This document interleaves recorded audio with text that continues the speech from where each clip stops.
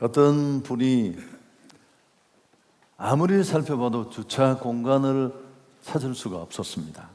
그래서 그 주변을 뺑뺑뺑 돌다가 어쩔 수 없이 주차 금지 구역 안에 차를 주차를 했습니다. 미안해서 쪽지를 유리창에 꽂아 두었습니다. 제가 이 구역을 15분을 돌아다녔는데 주차할 곳을 찾지 못했습니다. 그래서 이곳에 차를 세울 수밖에 없는데 제가 이곳에 주차를 하지 않으면 저는 직장을 잃습니다. 우리의 죄를 사하여 주옵시고 성경 구절도 썼습니다. 일을 마치고 돌아와 보니까 주차 위반 딱지와 함께 또 쪽지 하나가 그 위에 꽂혀 있었습니다.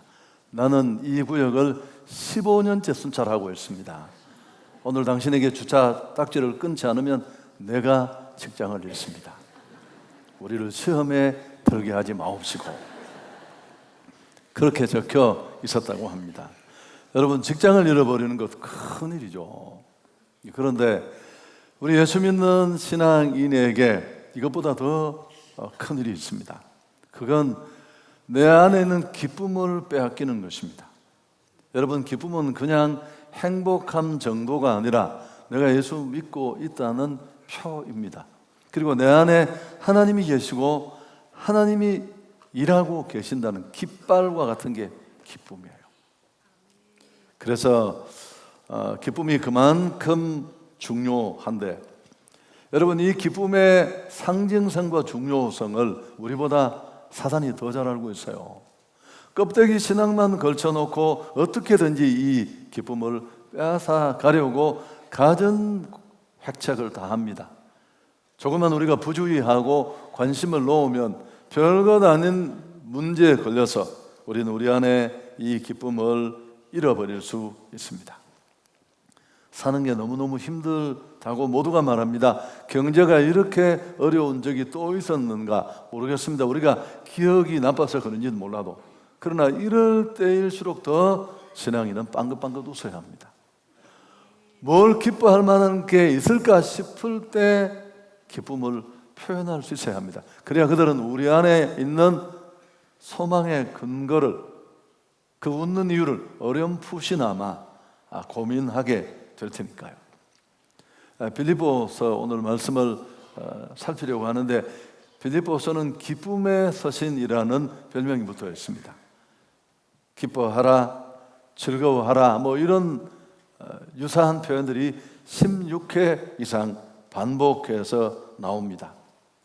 이 편지를 쓴 바울도 또 이 편지를 받는 이제 갓 세워진 빌립보 교회도 모두 안에 상황은 좋지 않았지만 그들을 덮는, 그 상황을 뛰어넘는 기쁨이 그들을 주장하고 있었습니다. 그리고 이 둘 사이가 참 좋았어요. 마치 연인 간에 연애하는 것 같았습니다. 기도할 때마다 바울은 빌립보 교회가 생각났습니다. 또 생각하면 기분이 좋았고, 멀리 떨어져 있지만 서로가 늘 그리워했습니다. 이 땅에 세워진 교회 속에 성도와 목회자들이 이런 모습이어야 하지 않을까, 또 성도와 성도 사이의 관계가 이런 모습이면 좋지 않을까, 그런 생각을 했습니다. 여러분, 바울은 지금 복음을 전하다가 로마 시위대 안에 있는 깊은 감옥에 갇혀 있습니다. 그 어둡고 칙칙한 감방 속에서도 그런 기쁨이 있었고요. 작은 교회 공동체 안에도 마찬가지였습니다. 그래서 오늘 이 시간에는 좀 제가 이런 표현을 쓰면 어떨지 모르겠습니다만, 지금까지 우리가 추구했던 기쁨, 행복과는 좀 차원이 다른 그런 기쁨을 제시하고 싶습니다. 우선 첫 번째, 오늘 바울 안에, 빌립보 교회 안에 있었던 이 기쁨을 우리가 이해하려면 이 5절에 있는 말씀을 우리가 분별할 수 있어야 합니다. 같이 한번 읽을까요? 너희가 첫날부터 이제까지 복음을 위한 일에 참여하고 있기 때문이다. 이게 지금 번역인데, 밑에 나오는 지금 개역개정 이전에 개역 한글 번역이 더 좀 마음에 와닿습니다. 첫날부터 이제까지 복음에서 너희가 교제함을 인함이라. 오늘 제가 말씀드리려는 이 차원의 기쁨은 이 복음 안의 교제로부터 온 것입니다. 굉장히 좋은 표현이라고 저는 생각하는데, 어쨌든 이 오늘 바울과 교회 공동체 안에 또 바울 안에 있었던 이 일들은 복음으로부터 시작된 것입니다. 바울이 전도를 했죠. 여러분 사도행전 16장에 보면 바울은 원래 아시아에서 복음을 전하기를 원했습니다. 그런데 어느 날 드로아라는 곳에서 꿈을 꿨는데 마케도냐 사람 하나가 꿈에 나타나서 건너와서 우리를 도와달라, 그런 음성을 듣게 됩니다. 그리고 마케도냐로 건너가서 복음을 전해 세워진 유럽의 첫 번째 교회가 빌립보 교회였습니다. 여러분, 사람들은 기쁨을 얻기 위해서 여러 가지 방법을 동원합니다. 술 마시고 여행 다니고 또 사고 싶은 물건을 비용을 들여서 다 구입합니다. 심지어 어떤 사람은 마약을 손에 대기도 합니다. 최근에는 마음의 평화를 주는 명상 기법, 이런 책들도 굉장히 많이 서점에 나와 있고 또 어플 같은 것들도 다양합니다. 과연 이런 것들이 기쁨을 찾는 스트레스로 아주 진이겨진 현대인들의 삶에서 행복을 찾아주는데 도움이 될까요? 또 뻔한 얘기를 제가 합니다마는 우리의 행복과 기쁨을 가로막는 가장 큰 걸림돌, 난제가 뭘까요? 부족이 아닙니다. 결핍이 아니에요. 뭐가 모자라서가 아니라 우리의 기쁨을 방해하는 가장 큰 걸림돌은 죄입니다. 죄. 여러분, 이 죄는 세속적인 것을 추구하고 부족이 채워지고 쾌락을 쫓아가고 하고 싶은 일 막 체킹해가면서 다 하고 명상하고 그렇다고 절대 해결될 수 있는 게 아니에요. 잠깐은 모르지만 자칫하면 더 어려워질 수 있습니다. 하나님의 은혜 없이는 어렵습니다. 십자가의 은혜가 필요한 줄 믿습니다. 죄의 멍에에 철저하게 짓눌려 있는 우리를 살리는 그 십자가의 사랑, 그 십자가의 은혜 없이는 평강이 없습니다. 그래서 성경을 읽어보면 은혜와 평강, 은혜와 기쁨은 이게 셋으로 같이 따라다녀요. 오늘 2절도 보면 하나님 우리 아버지와 주 예수 그리스도로부터 은혜와 평강이 너희에게 있을지어다. 죄로 하나님과 가로막혔습니다. 여러분, 행복은, 기쁨은 관계에서 오는 거예요. 차가 커진다고 며칠은 몰라요. 집이 넓어진다고 얼마간은 그럴 수 있겠죠. 사오던 부부가 새 집에 강남에 평당 1억 하는 아파트 40평짜리에 가도 한 40일은 덜 시끄러울 수 있어요. 서로 못 싸워서 벽도 바르고 막 냉장고도 새로 들려고 해야 되니까 또 싸워요. 본질이 아니라는 거죠. 여러분, 우리가 생각하는, 우리가 꿈꾸는 그런 기쁨이 아니라 정말 차원 있는 기쁨은 관계에서 오는데, 먼저 하나님과 죄를 씻고 관계가 화해될 때 평강이 시작됩니다. 그래서 하워드 핸드릭스는 아주 멋진 말을 했습니다. 은총은 샘이며 평강은 그 샘에서 흘러나오는 강이다. 여러분, 은혜가 샘이에요. 우리 죄를 끝나게 해주는 그 십자가의 은혜, 그 은혜가 샘이라면 기쁨은 그 샘에서 흘러내리는 강줄기와 같습니다. 구원받지 않은 자에게 이 강은 흐를 수가 없어요. 십자가의 사랑이 없는 자에게 이 강은 흘러갈 수 없습니다. 그래서 우리는 복음을 들어야 되고 복음을 전해야 하는 이유가 바로 여기에 있습니다. 오늘 바울 안에 교회 공동체 안에 있는 그들을 복음 안에 만나게 하는 그 시작에 이 은혜가 있었고 그 은혜에 이들은 이미 적신 바 되었습니다. 제가 하고 싶은 건 이 두 번째 얘기인데요. 빌립보 교회가 복음을 받음으로 교제가 시작되었다고 제가 말씀을 드렸습니다. 5절을 다시 보시면 너희가 첫날부터 이제까지 복음을 위한 일에 참여하고 있다. 그런데 이들의 이런 쉬운 번역에, 지난번 번역에 보여준 것처럼 복음 안의 교제, 이 교제가 구원을 받는 데서만이 아니라 바울의 선교적 고난에 이들이 함께 동참하면서 이 결속은 더 강해졌고, 제가 말씀드리려는 그 기쁨과 행복이 그때 그들을 지배했습니다.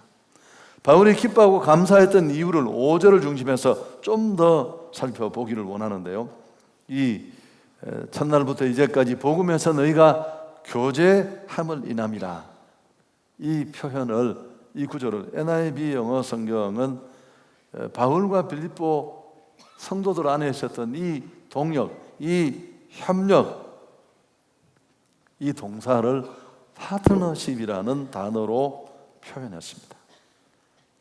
빌립보 교회가 세워진 첫날부터 바울과 빌립보 교회는 복음 사역에 적극적으로 참여했습니다.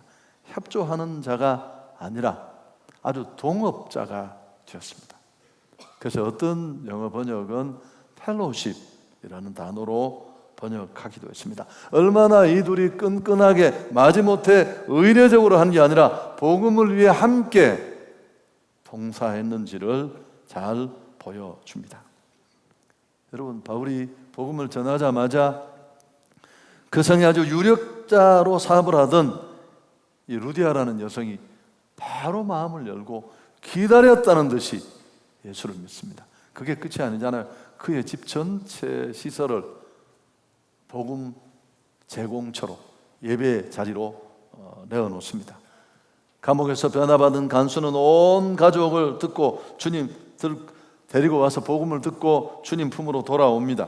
그 이후에 그것으로 끝나는 게 아니라 이렇게 세워진 빌립보 교회는 에바브로 디도를 통해 계속적으로 바울의 선교를 후원합니다. 하나님 안에서 구원받고 그 수직적인 관계에 열린 기쁨을 가진 자들이 그 관계를 원천으로 서로 교제하고, 그러면서 예수 그리스도의 그 뜨거운 십자가 복음, 그 복음을 굿뉴스라고 하죠. 그 뜨거운 기쁨의 소식을 전달하는 일을 함께 하면서 이들의 사이는 더 결속력 있는 끈끈한 관계로 연결되어 갔습니다. 여러분, 저는 이 표현을 굉장히 좋아해서 많이 얘기했어요. 복음 안의 교제, 이 교제는 세상의 어떤 교제보다 완전히 차원이 다른 겁니다. 같이 세계 여행 다니고 돈 빌려주고 안 받고 죽고 살고, 여러분 언제 약간 너긋내면 끝장날 수 있어요. 그러나 이 복음 안의 교제는 그렇지 않습니다. 생명을 두고 영혼을 살리기 위해서 내가 만난 예수의 감정, 그 복음을 전하면서 함께 울고 함께 웃고 함께 한 영혼을 위해서 기다려주고, 이거 못 잊어요. 전후애가 생겨. 여러분, 저는 이걸 제가 이렇게 막 침을 튀기면서 말할 수 있는 이유가 뭘까? 나는 내 제자들과의 이 경험을 했습니다. 저는 막 전화해서 맨날 그래 잘 지내 이런 거 못해요. 내가 60평생 노력을 했는데 안 돼요. 내가 잘한다고 얘기를 하는 게 아니라 이런 걸 하면 난 이상해서 할 수가 없어요. 무슨 내가 국회의원 출마하려는 것 같아서 빵 한 번 잘 사준 적도 없어요. 제가 인생에서. 그래도 우리는 언제 만나도 끈끈해요. 벌써 한 30년을 같이 봤는데 죽을 때까지 볼 것 같아요. 천국 가서도 만나겠죠. 그 동지 같은 끈끈함이 있습니다. 복음 때문에 캠퍼스를 함께 누볐고, 전도하면서 이 골목 저 골목 쫓겨다니고, 단에 빠진 아이 하나를 살리려고 며칠을 그 집에 찾아가서 2시까지 말도 안 되는 얘기를 들어주고, 이럴 때 아멘이라도 하면 얼마나 좋겠습니까? 여러분, 이건 삶으로도 이어집니다. 축복하고 싶습니다. 우리 온 한성 공동체가 이 수준 있는 기쁨을 누릴 수 있기를 축원합니다. 그냥 마음 맞는 사람끼리 모여서 괜찮아요. 난 절대 제가 그걸 폄하하고 싶은 마음 없습니다. 그 차원을 뛰어넘는, 바울이 오늘 빌립보 교회가 보낸 선교 헌금을 받고 너무너무 기뻐하잖아요. 돈이 와서 기뻐하는 게 아닙니다. 열악한 환경에 선교비가 주어졌으니까 행복하네. 아니에요.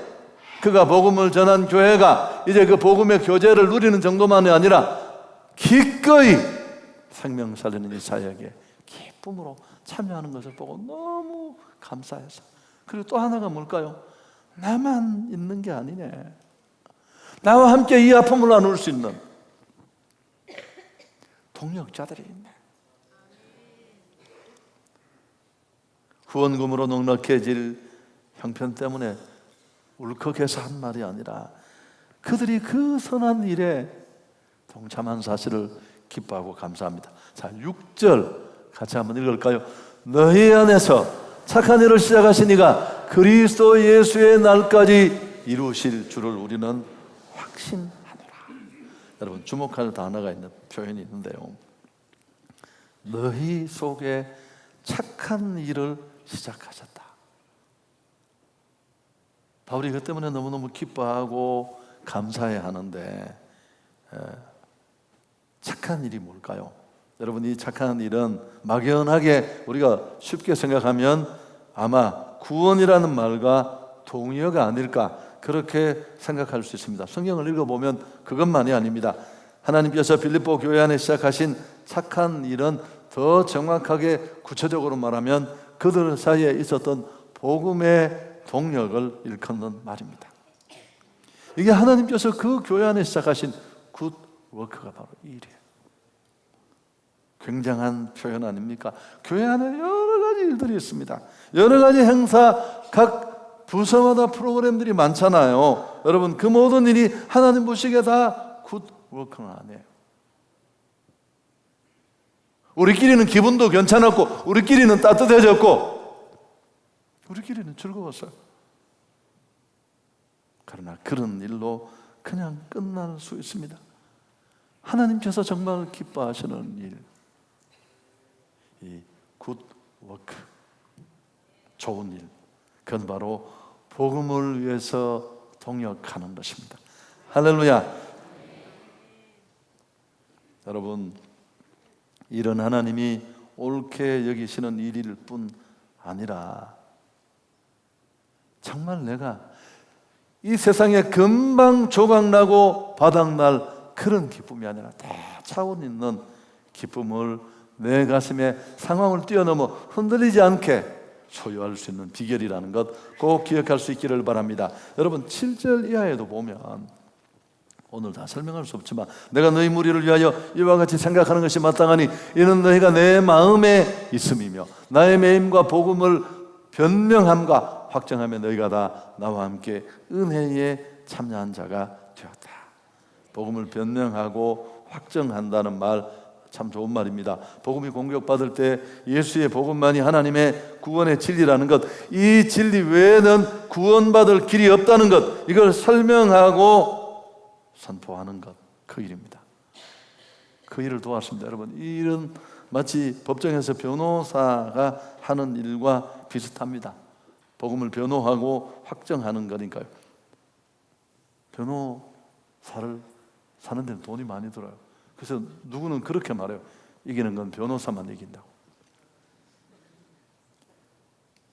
복음을 전하고 변호하고 확정하는 일은 역시 많은 비용이 들어갑니다. 선교가 그런 것 아닙니까? 바울이 마케도니아를 떠나 아가야로 갈 때 선교비를 후원해 준 교회는 빌립보 교회밖에 없었습니다.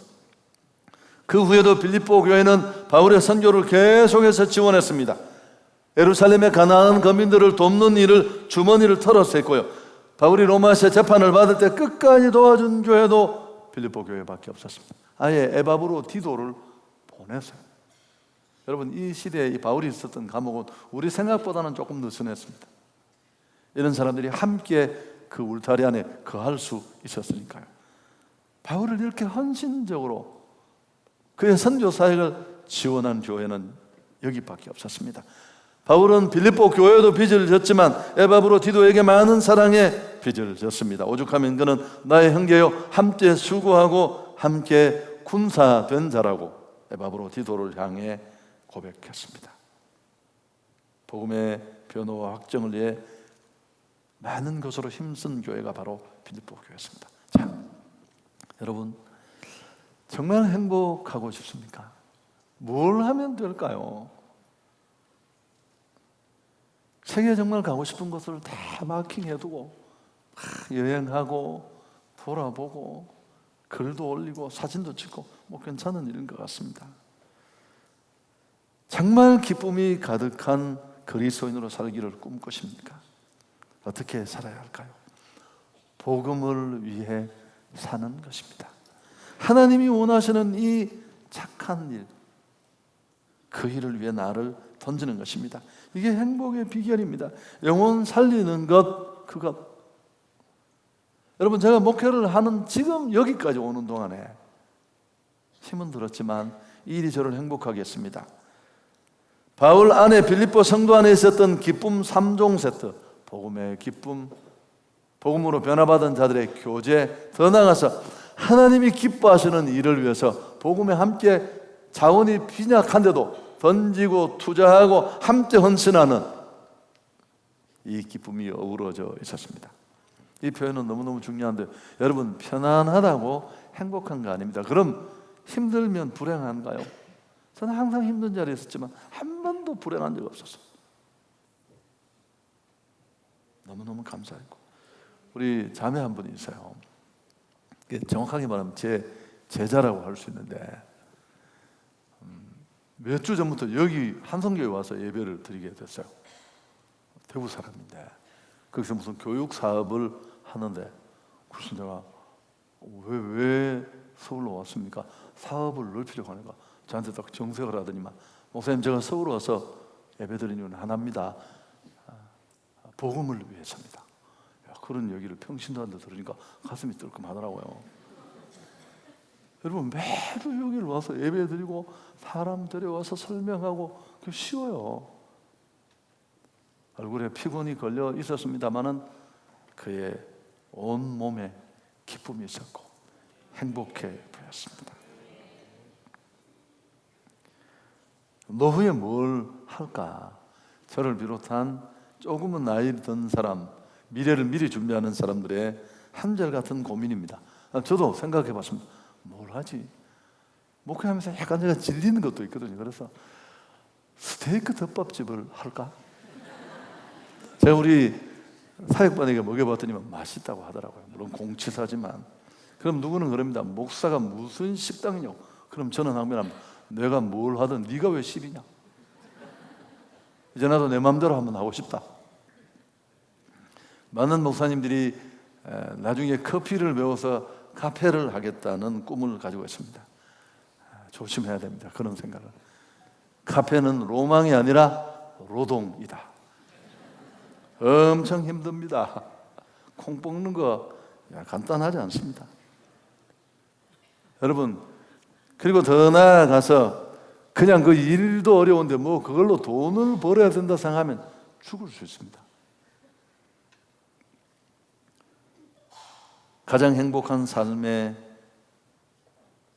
비결, 정말 기쁘게 살 수 있는 게 뭘까 기도하며 고민했는데, 이틀 전에 하나님이 또 답을 주셨습니다. 복음을 위해 사는 것입니다. 송충이는 솔잎을 먹어야 됩니다. 하나님을 위해, 타인을 위해. 제가 밝힐 수는 없지만 고민했던 그대로 그냥 거기 나의 이건 하나도 없지만 그렇게 사는 것이라는데 결론을 내렸습니다. 아주 깔끔하게 정리를 해 주었습니다. 장 그르니에의 말을 다시 인용하고 싶습니다. 같이 한번 읽겠습니다. 사람이 하고 싶은 일을 할 때보다 해야 할 일을 할 때 훨씬 더 행복합니다.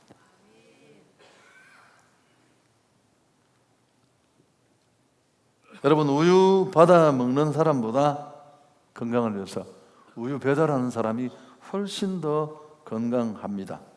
복음에도 비슷한 게 있어요. 기쁨을 전하는 자 안에 넘치는 기쁨, 엄청납니다. 놀랍습니다. 그 복음을 전달하고 배달하는 과정에 튕겨 나오는 은혜, 너무너무 행복하고요. 나 자신도 뜨거워집니다. 기쁨 찾는 이 기쁨에 우리 온 성도들이 동참할 수 있기를 축복합니다. 하나님이 기대하시는 이 굿 워크, 여러분, 한성교회 안에 285개의 다락방이 있습니다. 그리고 청년 안에 160세 개의 소그룹이 있고요. 4세대 많은 반들, 부서들 거기 모여서 우리 교제하고 우리는 한 공동체 예배하고 야외에도 다니고 괜찮은 일입니다. 그러나 그런 기쁨을 뛰어넘어서 그 기쁨으로 교제할 뿐만 아니라 하나님이 원하시는 이 거룩한 일에, 좋은 일에, 꼭 생명 살리는 일에 동참해서 이 한계를 뛰어넘는 기쁨이 우리 온 공동체 안에 있기를 축복합니다. 여러분, 아이를 낳고 기르는 일은 너무너무 힘듭니다. 끝도 없잖아요. 끝도. 청소는 하면 종료가 있는데, 그래서 너무 자녀를 양육하고 교육시키는 부담의 무게를 두기 때문에 현대 젊은이들은 짐지기 싫어서 출산율이 이 모양이 됐고, 대한민국 경제는 앞으로 백약이 무효해. 이 저출산 고령화의 임팩트는 어떤 것도 살려놓지 않습니다. 다 최악수예요. 여러분, 근데 뭘 모르고 있습니까? 그 해산의 고통 뒤에 오는 생명의 축복. 아이들이 참, 아멘이 이쪽에서부터 안 나오는 이유는 지금도 힘든 분들이 좀 있으면 좋아질 겁니다. 여러분, 그 아이들이 주는 기쁨, 행복, 저는 사실 3명을 놓을 계획이 전혀 없었습니다. 저는 무조건 아들을 낳아야만 했습니다. 제가 이대도기에서 우리 어머니한테 맞아 죽지 않기 위해서. 근데 아들 이름까지 정해냈는데 딸이 나왔습니다. 너무 놀랐습니다. 또 딸이 나왔습니다. 더 놀랐습니다. 근데 이 3명을 보면서 행복. 여러분, 이걸 모르는 사람들이 너무 많아요. 이건 훨씬 수준이 다른 기쁨이에요. 잘 모르겠습니다만, 제가 실수하는지 모르지만 혹시 우리끼리 사랑하면서 끝까지 가자. 40, 50만 되어보십시오. 땅을 치면서 아주 지구에 구멍을 내면서 후회할 겁니다. 내 인생에 일은 진짜 후회된 일이다. 좋습니다. 여러분, 제가 드리고 싶은 말씀이 뭐냐 하면, 복음을 위해서 사는 것보다 더 많은 사람을 살리면서 하나님이 기대하시는 이 굿 워크에 우리 모두가 참여해서 행복한 삶, 또 자원 있는 기쁨을 누릴 수 있기를 주 예수 그리스도의 이름으로 축복합니다.